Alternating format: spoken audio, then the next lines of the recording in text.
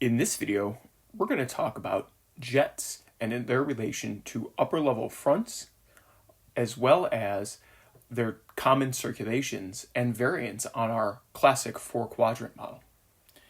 And so to begin, let's recall that how do we get jet streams aloft, right? Jet streams aloft are due to the integrated temperature gradient below the jet level. And so here we're depicting a typical straight jet up at 300 millibars, as indicated here with our height contours of 9,000 meters, 9,120 meters, and this one is supposed to be 924 decameters, or 9,240 meters. And so this is this common jet that we've seen in previous coursework. And so from this, we're able to ascertain elements of the vertical circulation associated with jets. Just as in our previous videos with fronts, one of the primary aspects of jets to the importance of synoptic meteorology are these ageostrophic secondary circulations. And so then let's recall just some of the elements of our jet here in this straight flow before moving on to variants of this model. And so let's recall again our ideas here of where is jet entrance and jet exit regions. And so in terms of our image here, on the left-hand side of the image is where we have our entrance region up into the jet max core here. And then we have our exit region, because recall that wind is going to flow through this system, right? Wind flows through our upper level troughs and ridge systems. And so it's going to be air that's coming into the entrance of this jet and then exiting from this jet. And so as our wind approaches, it's going to speed up in response to the tighter height gradient and then slow down as it exits. It's this element that allows us to explain a little bit about what's happening with this ageostrophic circulation.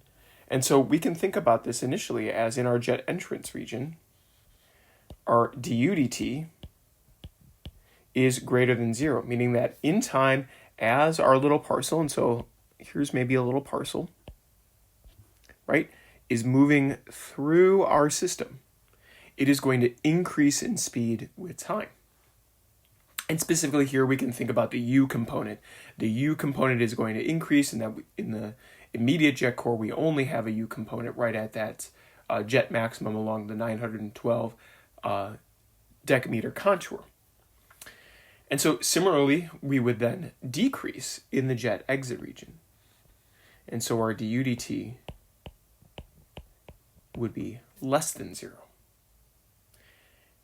And she might be like, okay, great, so why does that matter? Well, what we want to do now is we want to relate these changes, this change in acceleration, change in the velocity, which is less than acceleration, induces our ageostrophic flow. And so there's a number of ways we can get at this ageostrophic circulation. So we're getting at it from this idea that our parcels are accelerating through our jet stream. And so let's go ahead and recall that our du dt here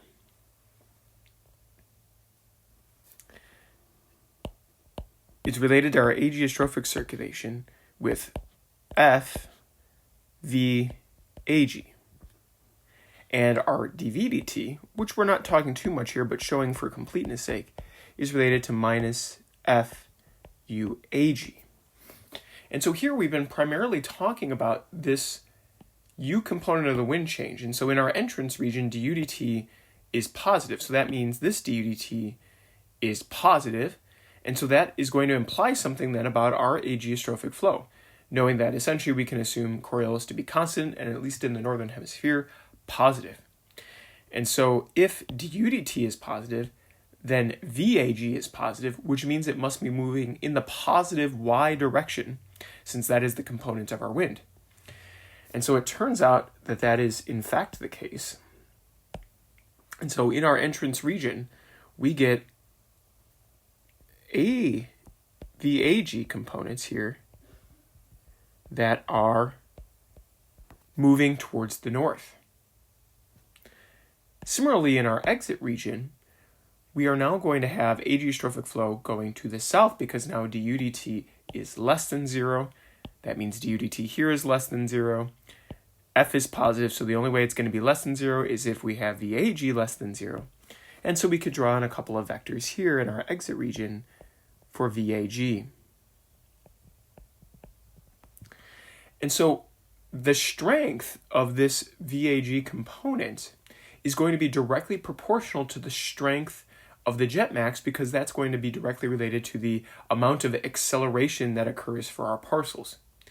And so as we move away from the jet core, then our ageostrophic components are going to be smaller, as indicated here with smaller arrows being drawn.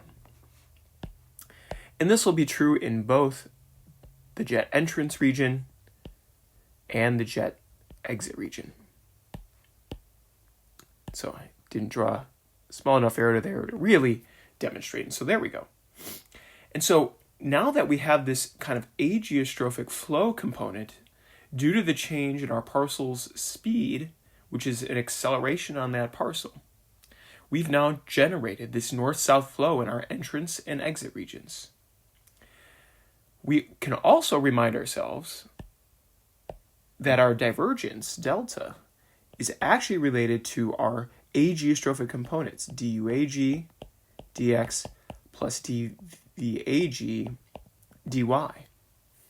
And so in our jet entrance and exit regions, what we're really talking about here is this v component of the ageostrophic wind, such that we can determine where we're going to have divergence and convergence at this 300 millibar level due to the acceleration of our flow.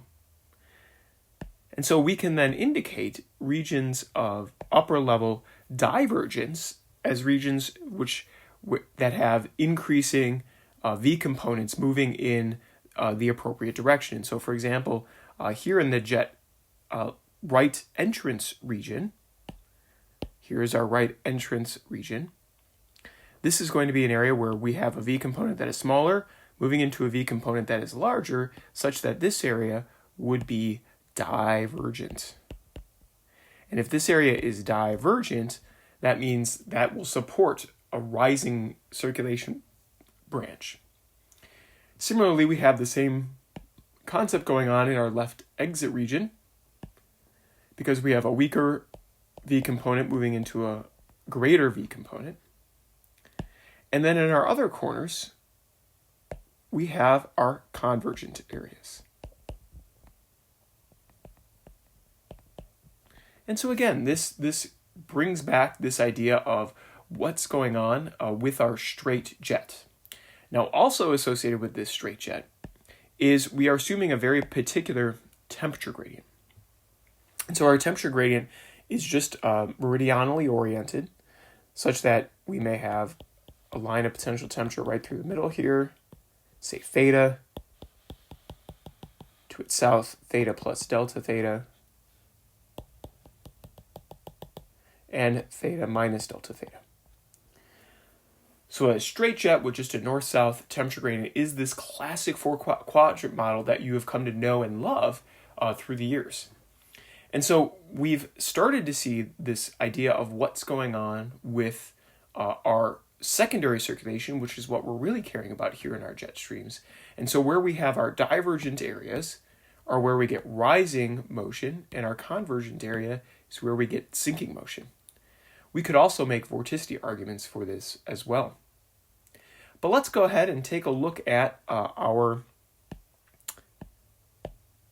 cross sections in these areas. And so we'll look at a cross section in our entrance region, A to B, and C to D in our exit region. And so if we go ahead and look at first our entrance region, again, here's our jet entrance. And then this would be to the north, this would be to the south. And in our, up here, that would be B and A respectively.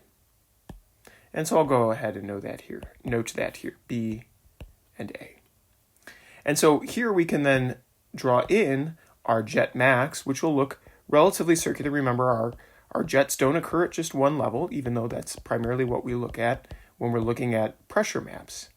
And so we see the jet core, which would be up near our 300 millibar level. And so we want to draw in then our flow in our jet entrance region. And we're going to draw in our ageostrophic component, which is going to be maximized across the jet center, and then less so outside of the jet because there's going to be less acceleration of our U component of the wind. And so then we get our divergent region here in the right entrance region and our convergent region here. And so we can now complete this idea of our circulation, knowing we're up near the top of the atmosphere. We're going to get then rising motion associated in our divergent right entrance region and sinking motion, such that we then get this ostensible secondary circulation associated with our jet entrance region. And so, is this a thermally direct or a thermally indirect circulation?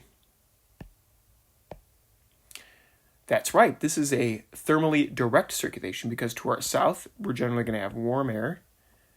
To our north, we'll generally have cold air. And so with warm air rising and cold air sinking, this is a thermally direct circulation. And that thermally direct circulation will act to destroy our temperature gradient, again, trying to maintain thermal wind balance. We can do the similar thing in our jet exit region. Again, we have our jet core up near 300 millibars. And we get then our ageostrophic component, in this case, to be pointed towards the south. Strongest right through the jet core, weaker surrounding it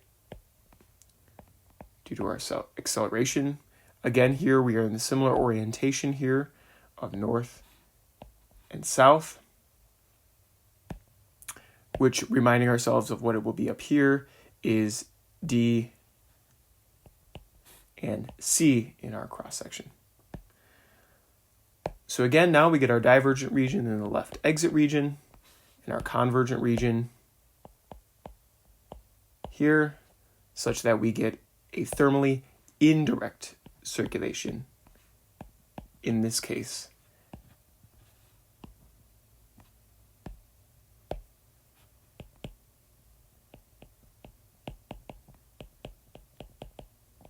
And this is where then we can strengthen our temperature gradients. Again, here in our thermally indirect circulation, where it's colder, we're getting rising motion, and where it's warmer, we're getting sinking motion, which is reinforcing these disparities in temperature. And so this is all well and good. And these then areas of enhanced rising motion associated with our jet streams, we could have coupled jet streams, of which we get the two divergent areas, maybe a left exit and a right entrance working together. That enhances the ability for vertical motions to happen in the atmosphere and then thus lead to the development of our mid-latitude cyclones. Some of these areas of convergence as well in the sinking air help to bring down stratospheric air such that then we can create this idea of what are upper level fronts. Upper level fronts can also help to reinforce our cyclones because what is being brought down is stratospheric air. Stratospheric air is high values of potential vorticity such that we create through these upper level fronts positive PV anomalies. And so all of these things are linked together. Our low-level temperature gradients creating upper-level jet streams, the secondary circulations with our upper-level jet streams leading to enhanced cyclogenesis due to upper-level positive PV anomalies. The atmosphere is linked to itself, especially in the synoptic sense, but really at all scales. In a future video, we're going to talk about variants of this four-quadrant model based on variance in the temperature advections that are occurring through our jet cores. Thanks for watching.